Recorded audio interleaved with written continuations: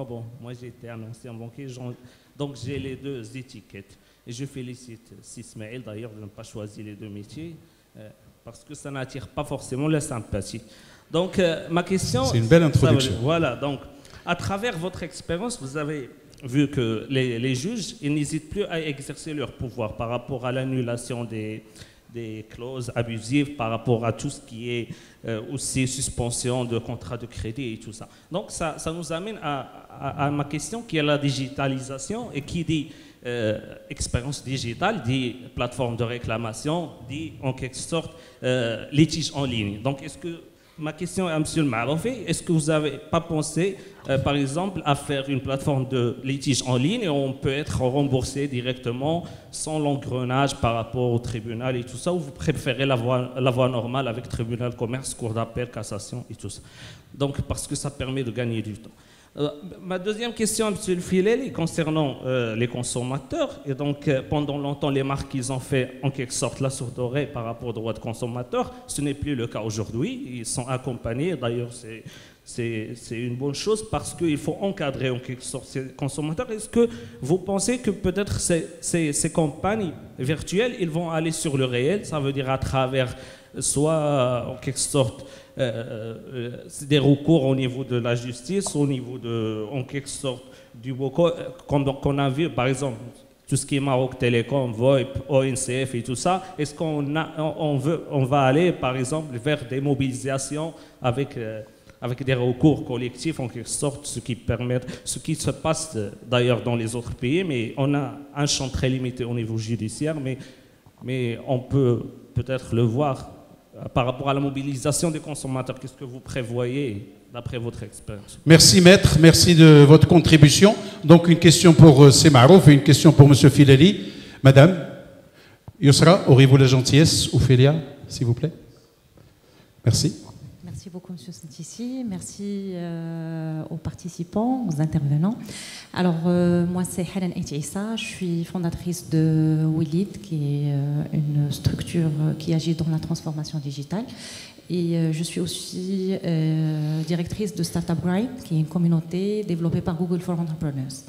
Alors, j'ai une intervention et pas une question. Bien sûr, madame. Donc, la première intervention, c'est que je suis vraiment très malheureuse.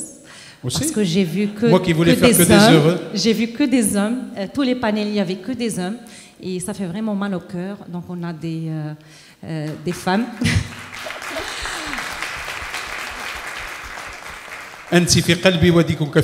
Oui, alors la vérité, la compétence marocaine femme, il fait beaucoup de choses, donc j'aurais aimé avoir une femme parmi les panels. Sans aucun souci, il y en aura tout à l'heure. De toute façon, pour que vous restiez avec nous, on a laissé le suspense jusqu'à la fin. Voilà, dans le panel 2, 3, 4 et 5, il y a beaucoup de femmes. D'accord. Revenez. Voilà, alors en fait, par rapport à tout ce qui est digital, donc moi, mon intervention par rapport à cela, c'est qu'il faudrait que les marques soient vraiment... qu'ils créent la proximité avec les clients. Donc, et là, je citerai l'exemple de Google. Je viens dernièrement d'une conférence de San Francisco et là, on a été invité dans le cadre de Startup Grind et c'est une communauté actuellement qui existe dans 650 villes. Donc, je peux dire que Google, il a son propre marketing et il est à l'image des GAFA. C'est la proximité avec les utilisateurs. Donc, on a envie d'avoir des utilisateurs partout dans le monde pour développer quelque chose qui leur ressemble. Donc, c'est vraiment ça ce que j'ai envie de partager. Ayez cette proximité avec les utilisateurs si on a envie de conquérir plus de clients et de satisfaire plus. Merci pour votre contribution, Madame Aïssa Issa. Donc, Nabil, tu as entendu pour la 3e édition, uniquement, exclusivement des femmes. Même au niveau de la modération, c'est une femme. D'accord, merci beaucoup. Ouais. C'est une remarque très sérieuse que je partage et ça prouve qu'on a mal fait notre boulot. Hein, donc, j'en suis désolé et on essaiera de faire mieux la prochaine fois, justement en intégrant dans le comité organisateur une femme qui soit chargée de la question de la parité dans les panels. Vous voyez, M. Tsaoufer, c'est parler aux femmes. C'est magnifique, Nabil. Super. Allez, je vais rester chez les femmes. Madame, vous voulez poser une question, je pense. Félia et monsieur aussi. Mais maintenant, sinon, on ne s'il vous plaît, madame. Bonjour. Bonjour, madame. Je tiens à vous féliciter pour cet événement. Merci. Je me présente, je suis doctorante à la faculté des sciences juridiques, économiques et sociales de CNITRA. Je travaille sur le commerce électronique et l'instauration de la confiance des consommateurs CAD du Maroc. Super. Donc, votre question, c'est pour M. Nasseri, peut-être? Oui, et à M. Benoît. Et M. Benoît, David. Sachant qu'on est en pleine innovation à l'ère du digital, d'après vous, comment peut-on inciter les cyberconsommateurs à payer par carte bancaire? Question 1. Et pour M. Benoît, quelle est votre stratégie marketing pour attirer les consommateurs à acheter sur votre site marchand? Merci beaucoup. Voilà, c'est véritablement un questionnaire et là en live, vous l'avez gratuitement pour les réponses. Bienvenue à Knetra, bienvenue à Madame Doctorante. Une autre femme avant de... Oui, Madame, je vous en prie. Et on arrivera vers les hommes, ne vous en faites absolument pas. Je défends ma communauté également. Bonjour, je me présente, je suis Salma Adnan, responsable relations publiques chez Dow Chemical. Donc c'est un peu la matière première, c'est en amont de la value chain. Ma question s'adresse à Monsieur Filali. Vous êtes un peu proche du milieu d'influenceurs et de blogueurs, si on veut le suivre. Je le suis aussi de très près. Comment les marques, dans leur volonté d'atteindre cette proximité avec les consommateurs, ne tombent pas dans le manque de crédibilité? Je vois beaucoup de marques internationales qui ont une stratégie très crédible à l'international, mais quand il s'agit de choisir des partenaires localement au Maroc, ils tombent vraiment dans un choix très contradictoire, avec des personnes qui ont des messages complètement contradictoires, avec des marques complètement concurrentes et des messages complètement différents. Donc est-ce que la stratégie marketing des marques au Maroc est aussi à l'image de leur stratégie à l'international? Merci. Merci madame, merci de votre contribution. Pour monsieur. Avant-dernière question. Ah, il y a des mains qui se lèvent à nouveau. Merci beaucoup. Merci Cesté, Là, merci panel. Ça fait plaisir d'être parmi vous. Badal Majdi, Monsieur Anas, directeur de cabinet compétences retail. Nous sommes un cabinet spécialisé en retail. Alors, donc, je vais commencer par une introduction qui concerne le formulaire de participation à ce forum. Ils m'ont posé la question, quel est votre avis sur la digitalisation et la consommation? Donc j'ai répondu que le capital humain, il a disparu dans la digitalisation. Donc, ça a introduit ma question. À force de s'investir dans des process, des projets de digitalisation, avons-nous oublié de valoriser le capital humain en front office? C'est un client qui consomme via Internet, qui réserve un hôtel, mais une fois sur place, il a un réceptionniste, il a un vendeur, il a un commerçant. Est-ce qu'elle est valorisée comme on a valorisé cette digitalisation? Merci. D'ailleurs, pour aller dans votre sens, Sinabil Soufir, dans son allocution d'ouverture, a fait un focus véritable sur l'importance de placer l'élément humain ou le capital humain au centre des préoccupations, au-delà du process technologique ou technique. Mais bien sûr, on apportera des éléments de réponse à travers les... Deuxième question. Deuxième question, ça concerne une expérience que la France a menée. Il s'agit de la e-réservation. Ça a été réalisé ils ont réalisé un sondage en 2018. Ils ont eu 120% d'augmentation de chiffre d'affaires en période de solde. Donc la e-réservation, moi je le vois d'une façon à ce que des petits commerces, ils peuvent avoir une création de trafic. Donc on peut s'investir pour attirer les gens, les clients qui ont déserté en quelque sorte les points de vente. Merci. Avant-dernière question. Monsieur, mademoiselle. Je sens que cette partie réagit plus, mais peut-être que tout à l'heure. Merci beaucoup. Bonjour. Bonjour. Donc c'est Razis Noussiwadi, je suis étudiant en master communication des organisations à BEMSIC. Donc ma question elle est plus pour Sarouti. Merci pour votre intervention. Et c'était plus par rapport au fait que vous voulez rendre tout en 3D, notamment la visite des appartements, que ce soit haut standing, moyen standing. Et on sait bien que le sujet du logement au Maroc, c'est quelque chose quand même où ça demande beaucoup d'intervention de la part de la grande famille, la petite famille. Et est-ce que parce que vous savez, nous les Marocains, on aime bien se déplacer pour voir les choses d'une manière réelle. Est-ce que, quand vous dites que vous allez tout rendre de manière digitale, où on peut faire quand même une visite guidée à 360 degrés sur les commodités et tout, et peut-être que sur le champ, on pourra quand même avoir des surprises et ce qu'on a vu sur Internet n'est pas ce qu'on voit réellement. Est-ce qu'il y a une stratégie que vous allez mettre en place pour essayer d'éviter ce genre de soucis? Voilà, merci beaucoup. Merci. Dernière question, s'il vous plaît. Bonjour. Donc, tout d'abord, je tiens à remercier Conso News de nous avoir donné cette opportunité, l'opportunité d'être présent parmi vous dans un événement aussi important. Donc, je suis Youssef Trioui, étudiant en première année master en management touristique à la faculté Ain Choc. Ma question est adressée à M. Benoît. Donc, comment Jumia Maroc essaie de protéger le consommateur marocain, surtout qu'il y a toujours cette crainte et cette idée d'arnaque qui traverse nos esprits à chaque fois qu'un problème se produise. Voilà, merci. Merci. Peut-être une dernière question à gauche, je ne sais pas. Non? Ah, ils ne veulent pas. Magnifique. Hein? Allez, une question. Super. Une dernière question. Messieurs les panélistes, intervenants experts, je commencerai par Semarouf, après c'est Filali qui a été interpellé, Monsieur Nasseri, je pense que Monsieur Smaïl Belkhayat a été également interpellé, au même titre que Monsieur Benoît, pour un petit peu situer les choses. S'il vous plaît. Je suis éditeur délégué dans une maison d'édition, Langage du Sud. Ma question, c'est pour M. Loubaris, parce que vous avez parlé de... Vous nous avez fait intervenir toute la salle. Pourquoi vous n'avez pas poussé un peu la question jusqu'à demander est-ce que quelqu'un a la carte du club Accor? Merci. Merci.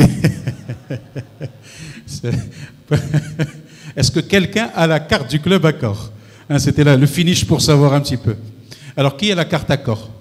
Oula, merci. Allez, je crois que madame voulait dire quelque chose? Non? Ou là c'est une impression? Voilà, on finit en beauté avec madame. Mademoiselle, s'il vous plaît. Donc, Sileila Slaoui, présidente de l'association Khmisa Bladi pour les initiatives de développement. Bon, mon intervention, ce sera mon expérience avec la numérisation, si vous voulez, digitalisation. C'est que, premier temps, dans le cadre des banques, parce que c'était les premiers secteurs qui ont innové dans la digitalisation. Donc, traiter avec un guichet, premier temps, c'était difficile pour moi. Donc, je ne faisais pas confiance au guichet. Des fois, il attrape la carte, donc il ne revient pas. On doit toute une procédure. Donc, ça peut être bon, comment dire, après, j'ai eu l'habitude de traiter avec les guichets. Maintenant, on utilise encore carte via Internet.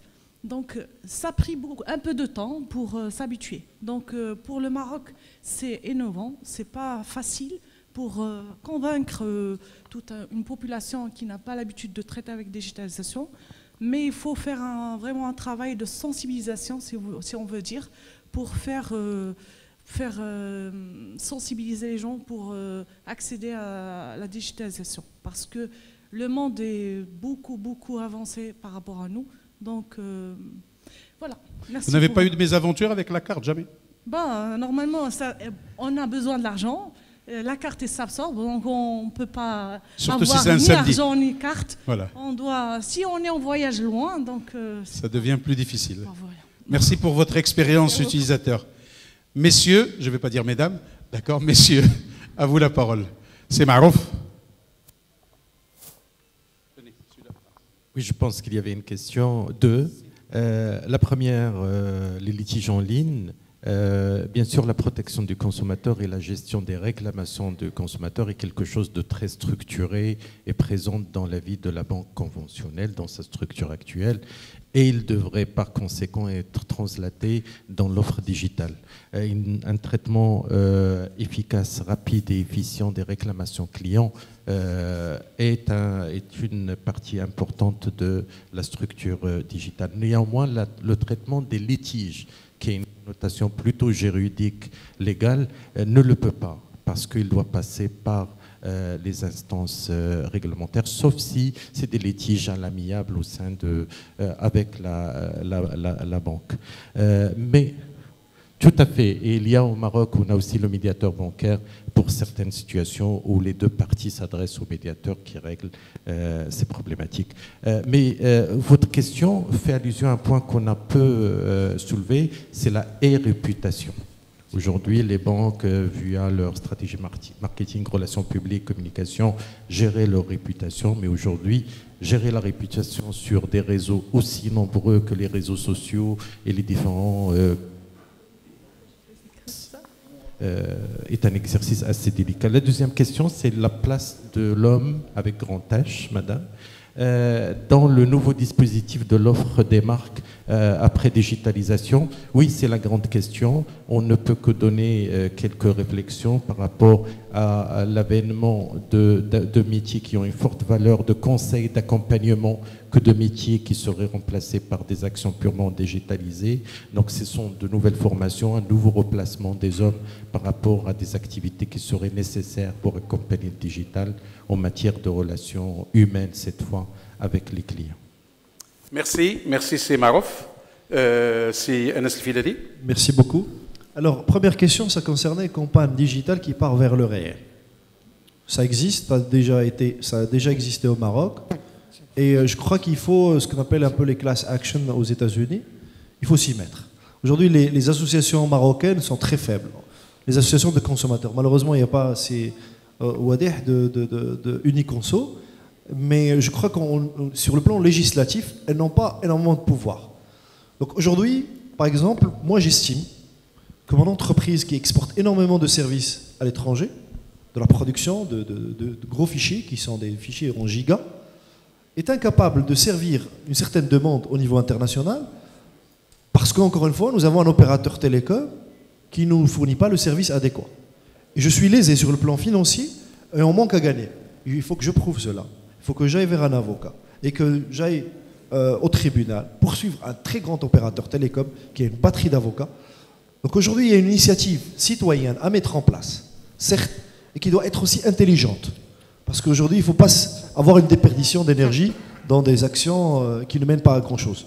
Je connais un monsieur qui était propriétaire d'un nom de domaine, juste un nom de domaine qui s'appelle whois.ma, et qui a poursuivi l'ANRT, c'est l'Agence nationale de régulation des télécoms, qui, elle, est supposée réguler les opérateurs, la gestion des noms de domaine. Il l'a poursuivi pour avoir récupéré de manière illégale son nom de domaine. C'est comme un peu l'arroseur arrosé. C'est-à-dire le supposé qui va devoir protéger le côté nom de domaine, il a une action illégale. Donc il l'a poursuivi, il a gagné. D'ailleurs, c'était dans un tribunal à Oujda. Malheureusement, ça n'intéresse pas trop tout le monde parce que c'est une affaire qui me paraît très intéressante, mais on peut aussi poursuivre plusieurs marques qui exploitent un peu le côté monopole ou oligopole. Et il y a énormément de cas au Maroc. Et aujourd'hui, je crois que les marques n'aiment pas qu'on en parle trop, mais elles doivent en être conscientes que c'est un risque. Que demain, que si le consommateur n'est pas d'accord, ils vont se rassembler, les réseaux sociaux leur permettent de faire cela, et leur arme, elle est dans leur poche, c'est les dirhams. Donc la deuxième question, elle nécessite beaucoup d'introduction, parce qu'elle concerne un choix qui était fait par les marques, ou imposé par le digital. Les marques n'ont pas assez de proximité, parce que c'est une institution. Qu'est-ce que c'est Tijari Wafa Bank? Ce n'est pas un monsieur. Mais par contre, Tijari Wafa Bank peut s'adosser à des influenceurs pour transmettre un certain nombre de services, d'offres qu'elles ont qui peuvent être intéressants. Sauf qu'au Maroc, il y a une historique dans le côté influenceur. On était quelques-uns des premiers, durant la période 2009, on était trois blogueurs connus au Maroc. Les marques, comment elles s'adressaient à nous, c'était très simple. Elles nous invitaient à déjeuner, elles nous parlaient de ces produits. De temps en temps, elle finançait quelques-unes de nos activités. C'est un échange de bons procédés. Sauf que le côté blogging, aujourd'hui, il devient intéressant. Mais auparavant, ça ne l'était pas. Ça veut dire qu'on ne pouvait pas vivre que de son blog. On ne pouvait pas vivre que de YouTube. YouTube au Maroc, ça rapporte très mal. Si vous croyez que quelqu'un va devenir riche en ayant 500 000 fans sur YouTube, au Maroc, ce n'est pas le cas. L'argent qu'il gagne directement depuis YouTube est très très faible. Pour la simple raison que les marques marocaines n'achètent pas trop de pubs sur YouTube, ou pas assez. Donc maintenant, ça devient intéressant un petit peu. Mais auparavant, j'ai un compte sur Google AdSense. J'ai quoi, $70, alors que j'avais des journées de 50 000 visiteurs sur mon blog. Ce qui veut dire que le mode économique, influenceur, marque, n'a pas été revu bien comme il faut. Il n'y a pas assez d'argent pour les influenceurs, les bons en tout cas. Donc du coup, qu'est-ce qui reste? Un peu de gens qui font un peu de tout, qui sont prêts à venir avec les marques. Aujourd'hui, il va avec une marque X et demain avec une autre marque Y. Il n'a pas un positionnement bien clair, parce que aussi, encore une fois, les marques n'ont pas posé cette question-là, ne se sont pas dit, est-ce que je devrais avoir un contrat cadre avec cet influenceur, peut-être financer une partie de son activité, prendre en charge, ce qui aujourd'hui a été fait dans plusieurs pays, entre autres. Aujourd'hui, un enfant de 9 ans gagne 21 millions de dollars par an en faisant en parlant de jouets, uniquement de jouets. Et donc c'est les marques de jouets qui financent cet enfant-là. En Arabie Saoudite, on a eu l'expérience, j'ai travaillé avec eux sur cela. Il y a une boîte qui s'appelle U-Turn, une boîte de production spécialisée uniquement dans les influenceurs digitaux et surtout YouTube. Et donc qui les finance et qui les fait monter. Et à la fin, il y a les marques qui payent pour cela. Donc aujourd'hui, les marques ne sont pas prêtes à payer, réellement. Ils ont essayé une période, des marques l'ont fait, c'était de devenir complètement un média. Parce qu'ils se disaient, voilà, Internet c'est gratuit, je vais pouvoir créer disons un site web à moi d'information et autres. Ça ne prend pas. Parce que ce n'est pas leur vocation. Chacun doit se concentrer sur son métier et pour être bon dans le digital, il faut plus que de l'argent. Beaucoup plus que de l'argent. Donc, la relation est très malsaine aujourd'hui, on le sait. Et ceci dit, on ne peut pas être aussi des protecteurs de la bonne pensée au Maroc. On est obligé aujourd'hui, on a des influenceurs qui font 2 millions de followers sur YouTube et qui sont en Italie et qui ont un contenu inutilisable pour les marques. Donc, il faut que la relation se mette en place et peut-être un partenaire intermédiaire entre les deux. Je ne crois pas au Maroc que ça va prendre d'ici là, mais en plus il y a beaucoup de niches qui sont vides. Je parle de l'entrepreneuriat, je parle par exemple de la niche des chefs d'entreprise et autres. Il n'y a pas d'influenceurs dans ce domaine. Donc c'est un travail à refaire. C'est tout simplement ça. Et surtout beaucoup d'argent, il faut être honnête et le dire ainsi comme ça. Voilà, merci beaucoup. Merci Enes. Sinbraoui, peut-être un élément d'interpellation.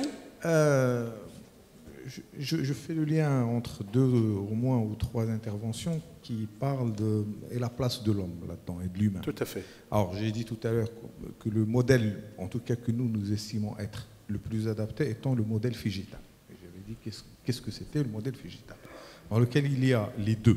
Il y a l'agence, donc le physique, et le physique à travers le physique, il y a l'humain, et le digital. Parce que l'un pur ou l'autre pur ne peuvent pas aujourd'hui répondre aux attentes. Et comment ça va, c'est en train déjà de changer. Tous les services à faible valeur ajoutée qui sont et qui vont devenir presque une commodité. Waouh, il y a de l'eau. C'est vraiment quelque chose de très banal. Ben, tout ce qui est banal, merci, passera sur le digital. Tout ce qui est simple passera sur le digital. Tout ce qui est standard passera très rapidement dans le digital. Et là, je fais le lien avec les litiges. Les litiges étant quelque chose de très complexe, c'est du face-à-face. Parce que ça, ce n'est pas codifiable. Sauf à mettre de l'intelligence artificielle, ça va arriver. Mais même l'intelligence artificielle aujourd'hui n'a pas un taux de perfection de 100%. Donc si elle gère 80%, c'est déjà très bien. Elle est utilisée essentiellement dans les chatbots, etc., donc quelque chose de vraiment simple. Mais les choses sérieuses, et l'argent malgré tout, c'est sérieux. C'est sérieux, parce que beaucoup d'industries peuvent switcher vers le digital plus facilement que la banque.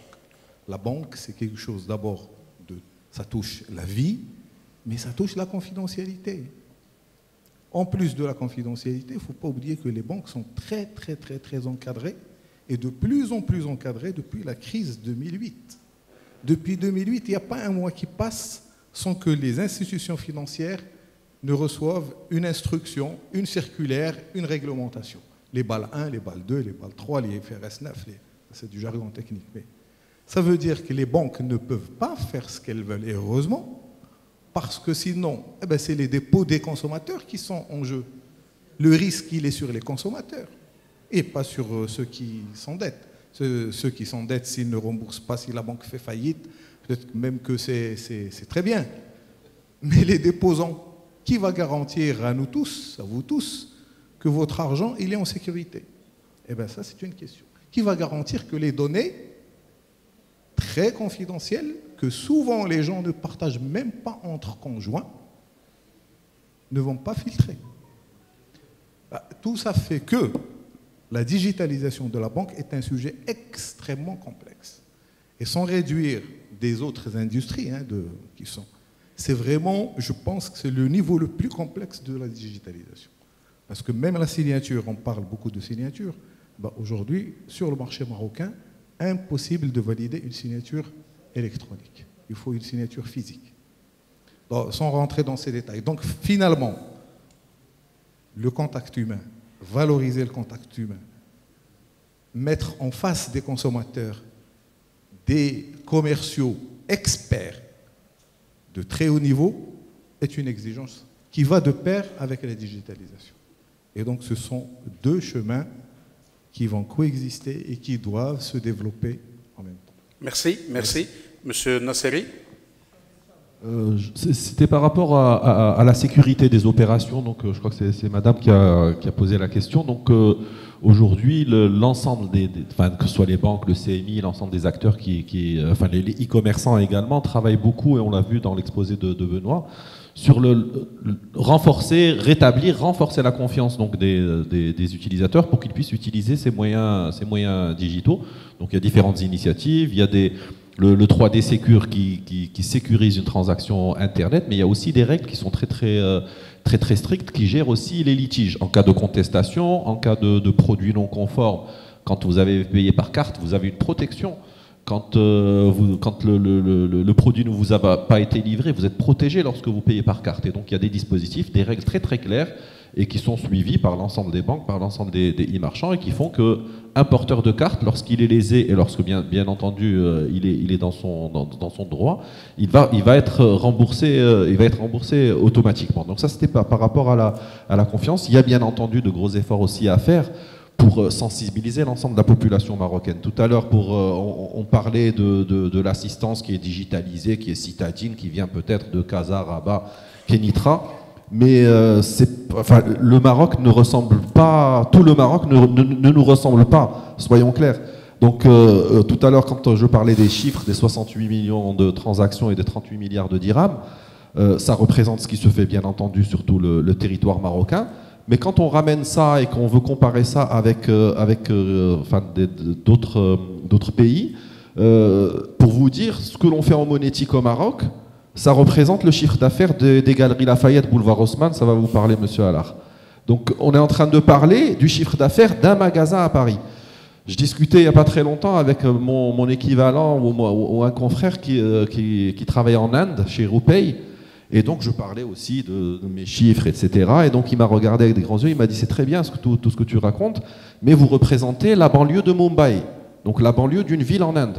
Donc le Maroc reste quand même un marché tout petit, dans lequel il y a quand même un certain nombre d'acteurs, il y a des marques qui se battent, il y a des marketplaces aussi qui proposent des choses, mais on est en train nous intervenons sur un marché qui est petit et qui rend la rentabilité des investissements qu'il faut faire en sécurité de nos plateformes, en logistique, en technologie, ça rend ces investissements difficilement rentables, en tout cas sur du court terme. Donc on a encore beaucoup d'efforts à faire, il y a encore beaucoup de gens et un potentiel immense à amener vers la digitalisation.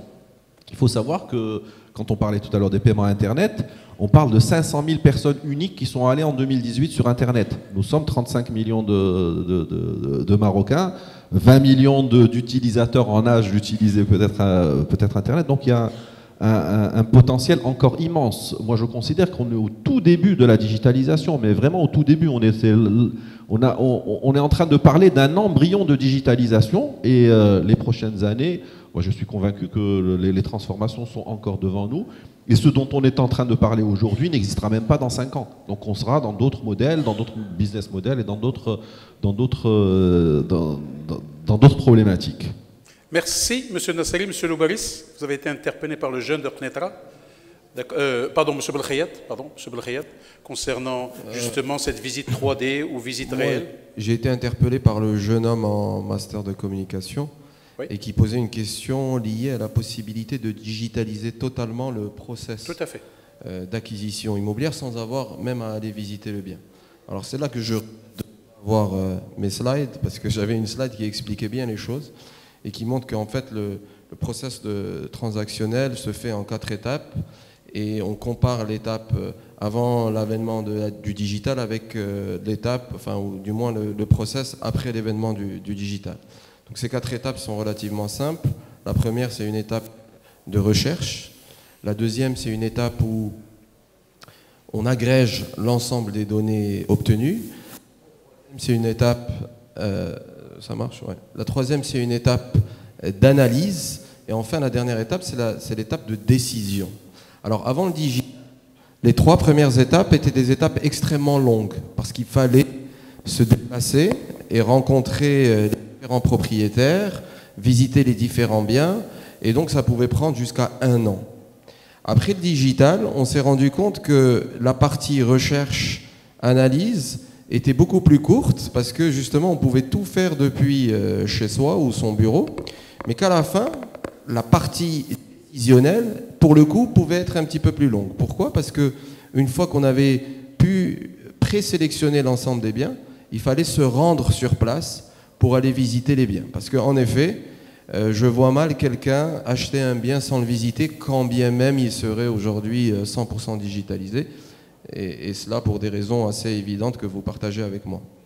Voilà, donc effectivement la partie visite reste obligatoire et je ne pense pas qu'on puisse digitaliser totalement cette transaction. Et d'ailleurs tout à l'heure M. Nasseri qui est assis à côté de moi m'a demandé si nous faisions en ligne sur notre plateforme. Aujourd'hui on ne le fait pas parce que notre rôle il se limite à la mise en relation. Encore une fois, on est des samsars, donc on met en relation les gens et la transaction se fait entre les personnes elles-mêmes. Voilà. Merci M. Belkhayat. M. Loubaris.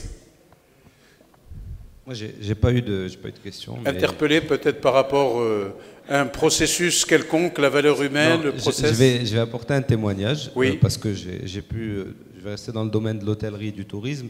J'ai pu observer ces dernières années, depuis que je travaille dans ce domaine, comment le digital a justement bouleversé d'abord les habitudes de consommation des utilisateurs que nous sommes tous, mais surtout des professionnels de l'hôtellerie, à savoir les hôteliers, les agents de voyage et tous ceux qui gravitent autour de ça.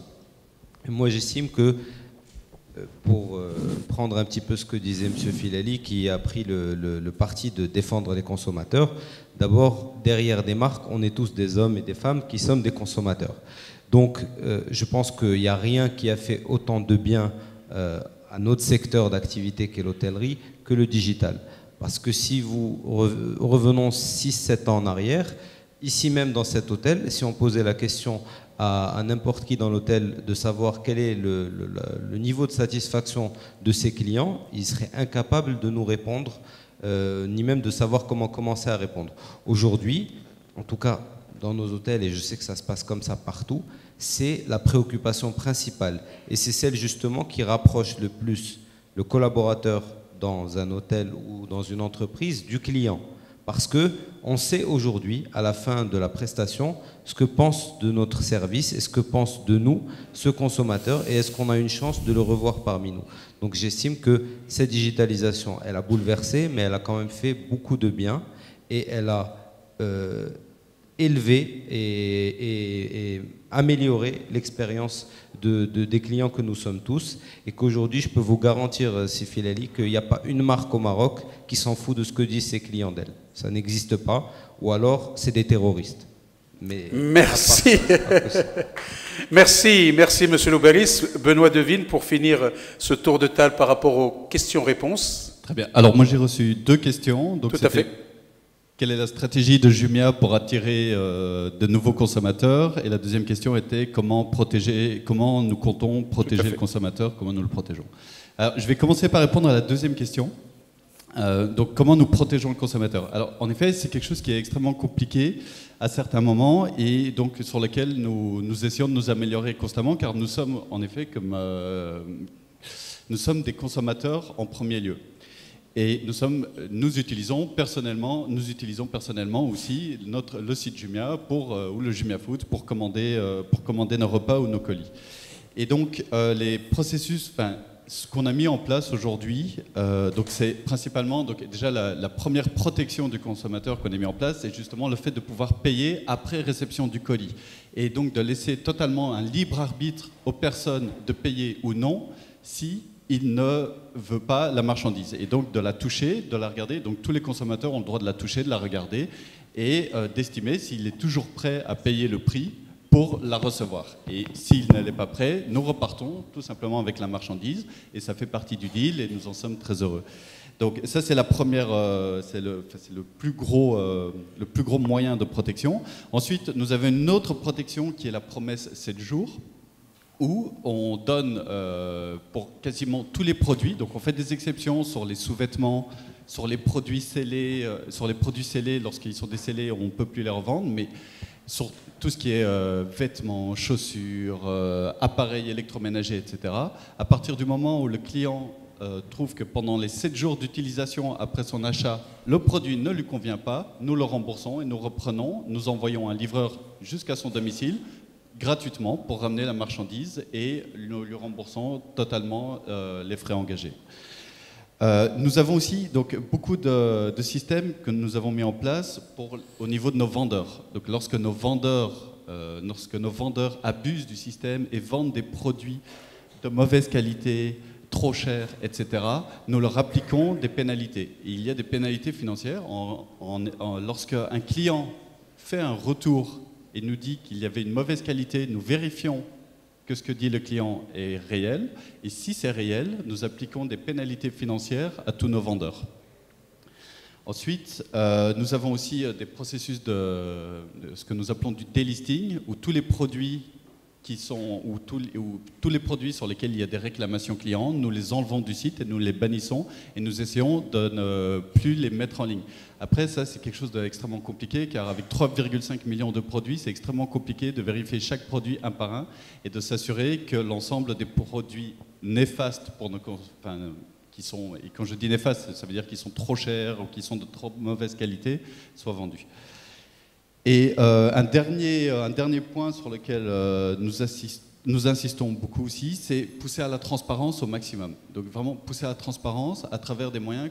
Donc à certains moments, nous essayons de pousser le consommateur à laisser des avis sur le site par rapport à la qualité des produits et d'essayer de donner une transparence par rapport aux produits de la part du consommateur et donc de la voie directe. Et donc là, par exemple, nous n'effectuons aucun filtrage des commentaires clients, excepté tout ce qui est gros mots ou insultes, etc. Parce que ça, on en reçoit quand même pas mal à certains moments. Mais donc, on essaye vraiment de reconstituer le message passé par le client aux autres clients de la meilleure manière qui soit possible. Donc voilà, c'est pour la première question. Alors pour la deuxième question, quelle est la stratégie de Jumia pour attirer les consommateurs? Alors là, c'est vraiment un domaine très très vaste et en fait, c'est quasiment tout notre métier. Donc je vais rester dans les grandes lignes et après, si vous voulez, par la suite, ceux que cela intéressera pourront creuser un petit peu plus avec moi. Mais donc, en gros, le premier point est l'expérience client. Donc comme j'ai insisté pendant ma présentation, donc travailler sur l'expérience client, c'est-à-dire continuer de travailler à mieux comprendre les attentes et à voir comment mieux s'aligner par rapport à ces attentes-là.